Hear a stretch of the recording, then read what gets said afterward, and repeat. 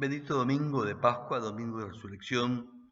Estamos en abril y quiero compartir contigo, ve buscando en tu palabra, en la Biblia, Lucas 22, 7, 22, 14. Y si tienes facilidad para manejar la Biblia, también Levítico capítulo 23 y Éxodo 12. Hoy quiero hablar precisamente de el sacrificio pascual del Señor, cuando Él se prepara y celebra la Pascua que todo judío celebraba en aquel tiempo, preparándose para ese evento tan importante que ellos tenían. Pero he aquí lo importante. Dios hace un cambio importante en esa Pascua. Cuando Él está en el aposento alto el día jueves a la noche y se prepara para ser entregado y pasar por todo lo que haría por causa tuya, por causa mía, por causa de todo lo que Dios está llamando, mas no todos están respondiendo. La palabra de Dios es muy clara y es interesante lo que dice en los evangelios. ¿Por qué? Porque en Lucas 22:7 establece algo interesante y realmente importante, y quiero que prestes atención cómo Dios está hablando allí. Dice Lucas 22:7, doctor Lucas, único gentil que escribe en el Nuevo Testamento y que toma su tiempo para investigar, hablar directamente con los testigos oculares y directos de los hechos que han cambiado el mundo, que cambiaron mi vida y que tal vez han cambiado la tuya, y si no lo han hecho, Dios lo quiere hacer. Lucas 22:7 dice, llegó el día de los panes sin levadura, cuando es necesario sacrificar el cordero de la Pascua. Ahora, ¿cómo? Está hablando de dos fechas distintas. Las dos fechas, los panes sin levadura o fiesta los hacemos, y la Pascua, aunque son distintas fiestas, evocan hechos totalmente concatenados y vinculados entre sí que se suceden inicialmente en Éxodo 12, cuando el Señor decide sacar a Israel, su pueblo, en ese momento, hoy la iglesia, del yugo romano. Se celebran casi el mismo día. En Lucas 22:7 menciona ambas, pero ¿por qué menciona ambas el mismo día? Sí, son dos eventos. Según Éxodo 12:6, voy a usar Reina Valera Contemporánea, dice así Éxodo 12:6. Dice la palabra, apartarán, está hablando del Cordero, hasta el día 14 de ese mes, y toda la congregación de Israel, por familias lo hacían, los sacrificarán entre la tarde y la noche del día 14. El cambio de día en el calendario judío es a la tarde. Entonces cuando él dice, lo guardarán hasta el 14 y lo sacrificarán el 14 entre la tarde y la noche, estamos ya en el día siguiente. Miren lo que dice la palabra de Dios más adelante, Éxodo 12:18. Dice el texto, desde el día 14 del mes primero, por la tarde, o sea, el 14 de la tarde, estamos a la víspera del nuevo día. Hasta el 21 a la tarde de ese mismo mes primero, comerán pan sin levadura. La fiesta de los panes sin levadura. Esto es importante lo que aquí está pasando. ¿Por qué? Porque ambos eventos, ambas fechas, la Pascua y los panes sin levadura, Dios las establece en el libro de Éxodo, y cuando uno lee claramente en Levítico 23, busquen su Biblia, verso 4, 23:4, dice lo siguiente el texto. Dice, las fiestas solemnes en mi honor, las convocaciones santas para los israelitas, no para la iglesia, no para el cristianismo, serán las siguientes. En las fechas señaladas, verso 5, el día 14 del mes primero, el calendario que Dios establece para la nación de Israel, comenzaba justamente en este momento. El mes primero, el día 14, la celebrarán entre la tarde y la noche. Será la Pascua del Señor. ¿Cuándo es? Entre la tarde y la noche del día 14 del mes primero. Recordemos, la tarde es ya el día siguiente. Verso 6. El día 15 del mismo mes, ¿sí? Después de la tarde, será la fiesta solemne de los panes sin levadura. En honor al Señor, 7 días comerán panes sin levadura. Dios instituye esta fiesta y le pide que salgan de Egipto a partir del sacrificio de Jesús como el Cordero de Dios. Esto tiene importantes connotaciones para nosotros, porque el Señor no solamente celebra la Pascua, sino que en esa ocasión Él hace cambios importantísimos. Es la última vez que la va a hacer. Él mismo lo está diciendo. Y algo muy notorio sucede aquí. ¿Por qué? Cualquier lector que presta atención a los detalles va a comprender que Dios hace cambios muy importantes. En primer lugar, tenga en cuenta que la Pascua, tradicionalmente, en la época de Jesús, tenía que ver con la celebración de 4 copas, cosa que Dios no instituye, no manda, no indica, no ordena cuando enseña sobre la Pascua, ni en Éxodo 12, ni en Levítico 23. ¿Por qué es importante esta Pascua para el Señor y para nosotros? Prestemos atención a lo que el Evangelio dice. Lucas 22, 14. Dice, cuando llegó la hora de estar con los suyos en el aposento alto, Jesús se sentó a la mesa. Los apóstoles también se sentaron con él. La Pascua no es para todos, la Cena del Señor no es para todos, es para aquellos que siguen al Señor y están caminando de la mano con Dios. Dice verso 15, entonces les dijo, ¿cómo he deseado comer con ustedes esta Pascua antes de que padezca? Recuerde, antes que padezca, antes que sufra. Esto es importante porque está relacionado con la llamada cuarta copa, que en el servicio judío es la copa del sufrimiento. Verso 16. Por eso le digo que no volveré a comer la Pascua hasta su cumplimiento en el reino de Dios. Es decir, que Dios va a volver y va a instituir un nuevo orden. Verso 17. Jesús tomó la copa, menciona la copa, en el orden del servicio de la Pascua judía, en la primera copa.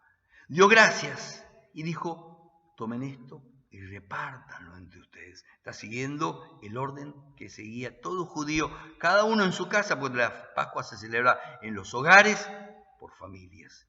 Verso 18. Les digo que no volveré a beber del fruto de la vid hasta que venga el reino de Dios. Luego tomó pan y ya comienzan a comer. Si la primera copa está asociada es antes de comenzar la comida, antes de celebrar. Luego estamos aquí, vuelve a tomar otra. Dice, tomó el pan, verso 19, lo partió, dio gracias y lo dio el tiempo que decía, esto es mi cuerpo. Y aquí el Señor está alterando totalmente el orden, las palabras, lo que se debía hacer en la Pascua. ¿Por qué? Porque está inaugurando, anticipando un nuevo pacto. A partir de la cruz, del sacrificio, las cosas cambiarían, porque Dios establece algo nuevo. Dice, esto es mi cuerpo, que por ustedes es entregado. Hagan esto en memoria de mí. Verso 20. Acuérdense, el 17, había una copa que es al comenzar la actividad antes de comer.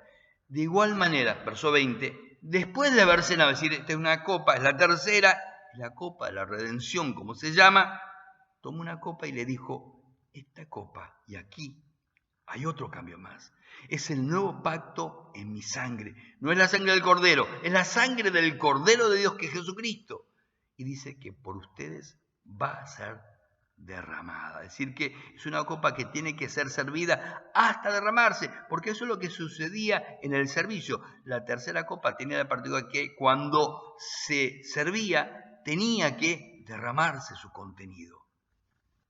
Y esto es algo extraordinario que acá está pasando. Y quiero entrar en detalles. ¿Por qué? Porque si uno vuelve a leer con atención, Jesús está mencionando una copa en el verso 17, luego de dar gracias es el comienzo de la comida, y luego en el verso 20, ya comió el pan, ya comieron la comida, ya comieron el cordero, menciona otra copa, que no es la misma. Esta copa es llamada la copa de la redención. Y es muy importante. ¿Por qué? Porque Dios está instituyendo algo nuevo y tiene un doble significado,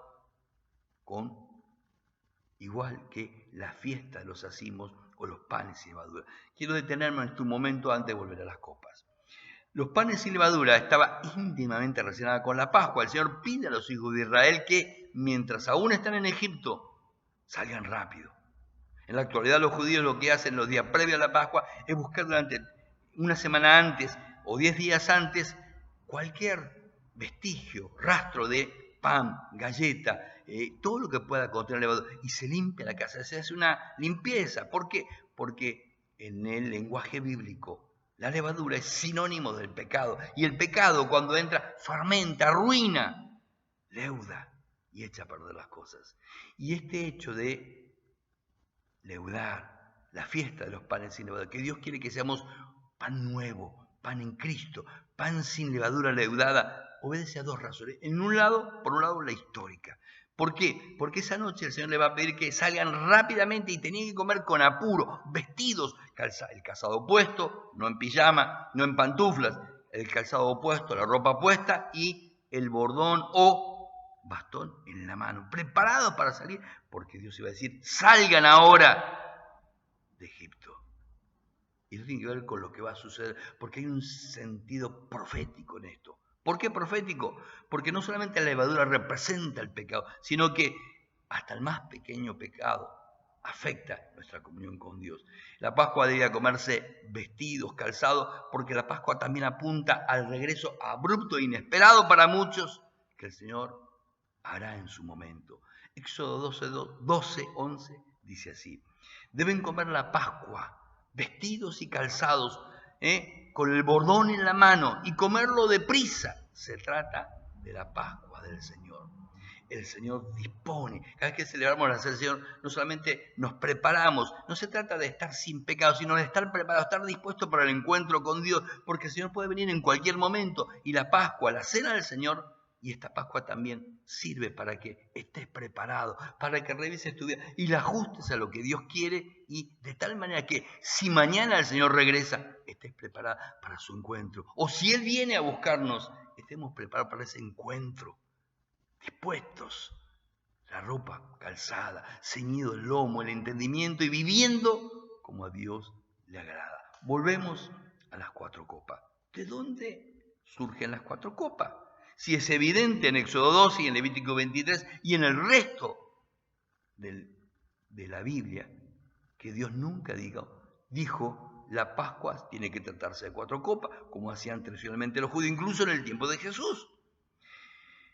Un rabino estableció que en base a Éxodo 6:6 y 6:7, tomar los 4 verbos y que cada copa representa un verbo de este accionar de Dios por los suyos. Vamos a ver qué dice el texto de Éxodo 6:6. Dice: por tanto, di a los hijos de Israel, yo el Señor, los sacaré de debajo de las cargas de los egipcios, los libraré de la esclavitud, los redimiré con brazo extendido, con juicios grandes. Verso 7. Los tomaré por pueblo mío y seré vuestro Dios. Entonces, vamos a repasar. 4 verbos. Cada verbo de este texto está asociado con una de las 4 copas que componían tradicionalmente, no está legislado por Dios así, es algo de la tradición judía no establecido por Dios. Una copa. La primera copa es los sacaré. Es llamada la copa de la esclavitud o copa de bendición. Se toma el comienzo del servicio de ese orden pascual que ellos tenían. El segundo verbo, la segunda copa, es la copa de cuando el Señor dice, los libraré de su esclavitud. En esa ocasión, mientras están ya comiendo, se canta el Salmo 114. Y Padre e Hijo entran en un diálogo, en un ir y venir de preguntas y respuestas, donde se recuerda precisamente los eventos sucedidos en el desierto y en la Pascua. Se lavan las manos y se preparan para comer, verso 19. Y se hace precisamente antes de comer, ¿sí? Y mientras están comiendo. La tercera copa se levanta cuando se terminó de comer. Y en esa ocasión sucede lo siguiente: se da gracias por los alimentos y es llamada también la copa de la redención, porque el tercer verbo es los redimiré. Y luego se canta el Salmo 113 al 118.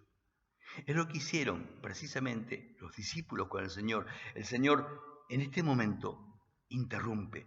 Él no va a tomar la cuarta copa, no la va a tomar en el aposento alto, va a alterar totalmente el servicio, no solamente por las cosas que Él está añadiendo, Él está diciendo cuando toma la tercera copa, cuando toma el pan antes de la tercera copa, sino que además no va a tomar la cuarta copa, va a interrumpir el servicio. Van a salir y en lugar de cantar en el aposento alto lo que te había de cantarse, el Salmo 113 al 118, ellos salen cantando himnos al Señor, yendo al huerto. Y en el huerto Jesús va a orar.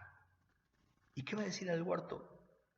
En 3 ocasiones el Señor ora y pide, Señor, si es posible, pasa de mí esta copa, este cáliz.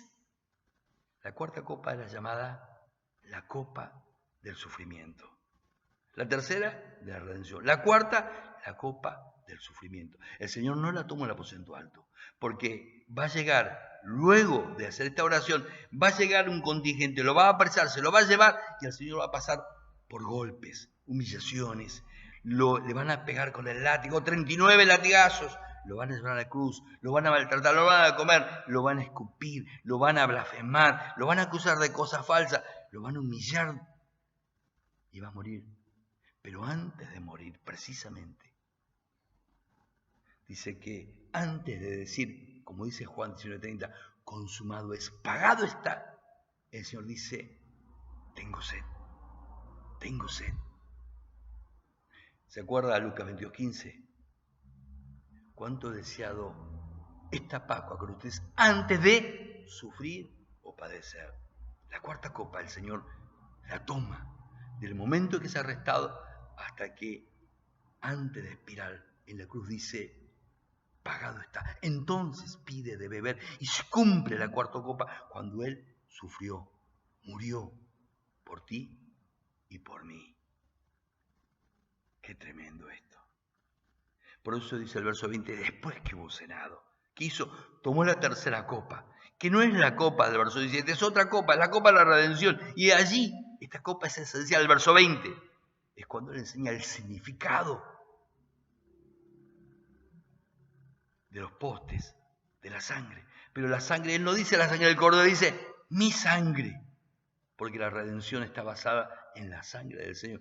Esta copa se llenaba hasta el borde y se derramaba. Por eso Él dice claramente, verso 20, esta copa es derramada, porque alcanza no solamente a ese grupo que el Señor redimió de entre los judíos, sino a ti y a mí que no somos judíos, ni hemos nacido, ni tenemos vínculos con el judaísmo, pero sí con el propósito, con el amor de Dios que es por todos y para todos. Jesús no toma la 4ª copa, interrumpe el servicio y le da un nuevo significado, como dice claramente el verso tanto 20 como 19. Esta copa representa precisamente lo que el Señor dice en Éxodo 6:7, los tomaré como mi pueblo, porque hoy los que aceptan lo que Jesús hizo en la cruz, que Él pagó por ellos, son pueblo de Dios, no los que siguen atados a tradiciones y celebran la Pascua a la usanza de los rabinos, en lugar de lo que el Señor instituye claramente en los evangelios, la copa del sufrimiento. Él ya la tomó por ti, ya la pagó por ti. Es posible que esta copa se refiera precisamente en esa oración, Lucas 22:42, cuando dice, Señor, pasa de mí esta copa. Por eso dice al final, antes de morir, antes de expirar, Lucas 19, denme de beber. Y el 19:30 de Juan 19:30, pagado está, consumado es. ¿Por qué esta Pascua?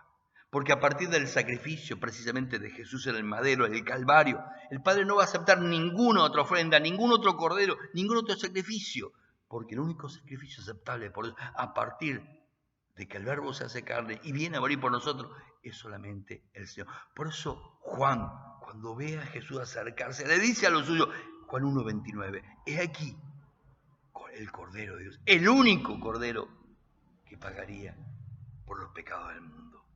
Jesús muere. Y cuando Jesús muere, dice Lucas 23:45, el velo del templo se rasga de arriba abajo y se anula la separación entre el lugar santo y el lugar santísimo, porque Dios no quiere una Semana Santa, Dios quiere vidas santas. Y ahora podemos acercarnos a Dios porque se anuló la separación y como Él anticipó, el templo que Dios quiere es Él mismo. Por eso Dios te busca, te ama y desea habitar, entrar en tu vida, cambiarla y transformarla, porque Él pagó para que puedas agradar a Dios y acercarte libremente a Dios y recibir la paz, el perdón, el amor de Dios, un amor transformador. Así como Dios liberó en aquel momento, Éxodo 12, a Israel del yugo egipcio y les ordena que celebren esta fiesta. En el principio, cuando uno comprende lo que Dios hizo y se pone en manos de Dios y decide ocupar ese lugar, la cruz, Señor, entrego, me doy mi vida, la pongo en tus manos, entonces sucede algo tremendo. ¿Por qué? Porque ese pacto que Dios celebró por ti y por mí, de amor, de redención, se cumple y Dios transforma tu vida. Hay libertad del pecado, del pasado, de vos mismo, de Satanás y aún de la muerte, porque el que cree en mí, Juan 8:51, no morirá. Esto es lo que el Señor promete. Por eso también es interesante lo que aquí sucede, porque lo plantea dos realidades, dos calendarios. Para los judíos el calendario religioso comienza precisamente el mes primero, en lo que en aquella región es la primavera y para nosotros es otoño, pero en septiembre ellos tienen el calendario civil. Y esto nos enseña que esto pasa en tu vida y en mi vida. Hay dos calendarios. El que seguimos nosotros, nuestros planes, nuestros proyectos, los levantamos, tenemos nuestras propias cosas, nuestro propio trabajo, nuestras propias cosas. Hay un calendario propio, pero también un calendario, un kairos de Dios.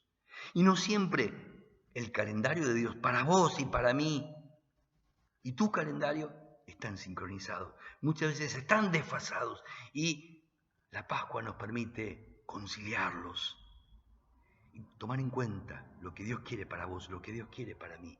Y recobrar la importancia de estar en sus manos, de seguir su voluntad, de seguir lo que Dios quiere hacer en tu vida y en mi vida. Y hacer un pacto y dejar que Dios sea el Señor de tu vida y de mi vida. Y esto sucede cuando yo comprendo que lo mejor que puede pasar es que Dios tenga el control de mi vida. Si aún no lo has hecho, hoy es un buen momento para hacerlo. Hoy es un buen día mientras la gente está de paseo, de viaje, comiendo, reuniéndose en familia, poder ser familia de Dios, abriendo tu corazón al Señor y diciendo, Señor, concilia mi calendario con tu calendario, tu agenda con mi agenda, tu sacrificio tocando y alcanzando mi vida. Si te vuelves, si crees, si te arrepientes, el Señor quiere hacer un pacto contigo y ser tu Pascua. Que Cristo sea tu Pascua. Dios te bendiga, amado de Dios.